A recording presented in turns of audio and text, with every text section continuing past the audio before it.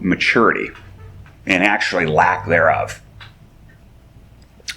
And Chip Brogden, in one of his quotes, says this: "I'm amazed and saddened at the number of Christians who have no goal, no purpose, no vision which consumes them, no motivation other than to just make it to the next church service.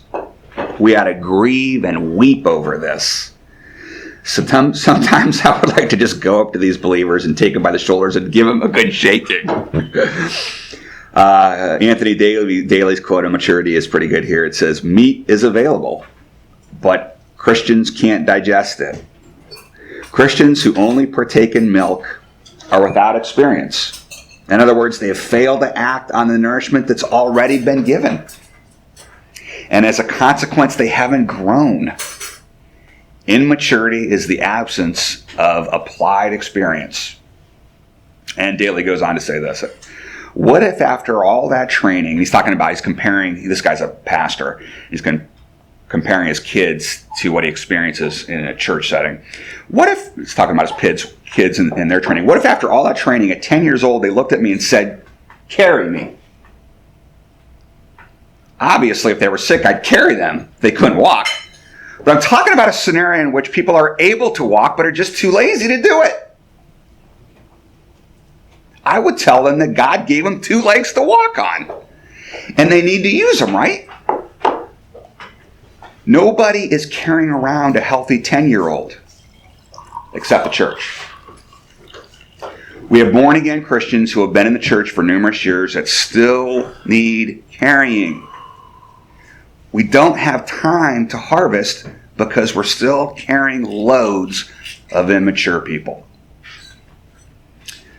And this is Chip Brogden. There are some good things about church. I'm not going to take the extreme position that there's nothing good about it.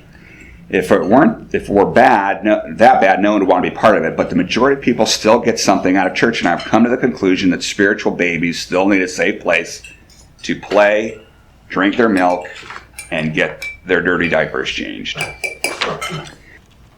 For though by this time you ought to be teachers, you need someone to teach you again the basic principles of the oracles of God. You need milk, not solid food. For everyone who lives on milk is unskilled in the word of righteousness, since he is a child. But solid food is for the mature, for those who have their powers of discernment trained by constant practice to distinguish good from evil. Question 1 in today's worksheet is, why is the writer of Hebrews admonishing his readers in this passage?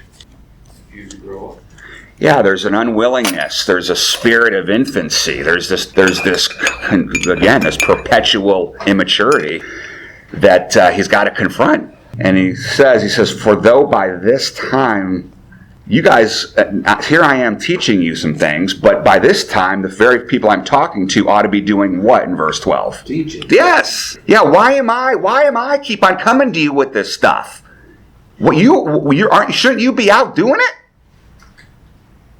But no, you've got the need yet again, for someone to teach you the elementary principles of the oracles of God. And we won't go there, but Hebrews chapter 6, the beginning, talks about the elementary principles: salvation, discipline, faith, judgment.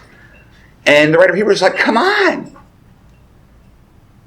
Why am I having to teach again about this? What you guys should be teaching other people about these things. Yet we're going over the same things over like some kind of freaking hamster wheel.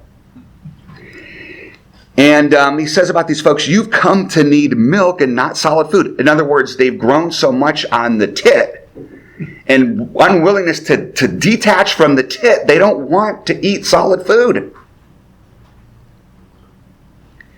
Verse 13, everyone who partakes only of the tit is not accustomed to righteousness and the word of righteousness.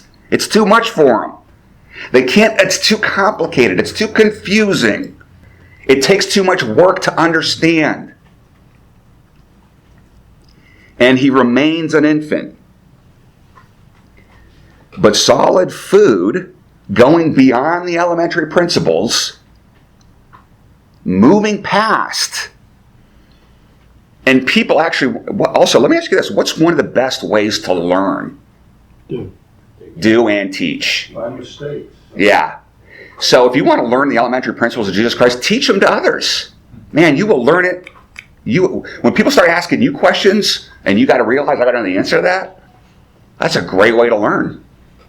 So solid food, moving past the elemental, the basics, is for people who are mature. And as many of you just answered, mature people are who, because of practice, because of putting into application what they've learned and doing it. And think about practice. Think about athletes. It's doing the basics over and over and over again, just continuing to do it. And then advancing on to more sophisticated techniques. That's what athletes do all the time. They're practicing, placing what they've learned into practice. That's what the writer of Hebrews says about the mature. He says, look, some solid foods for the mature, the people that because of their practice, because of their application of what they've learned to real life, they have, like an athlete, they've trained their senses to discern good from evil, right from wrong, truth from falsehood. So we have the writer of Hebrews being very, very concerned about this ongoing state of immaturity and placing the blame where it belongs, on the believer. They have an obligation and a responsibility to do something with what they've learned. It's not all the teacher's fault. It's not all the church's fault. It's their fault.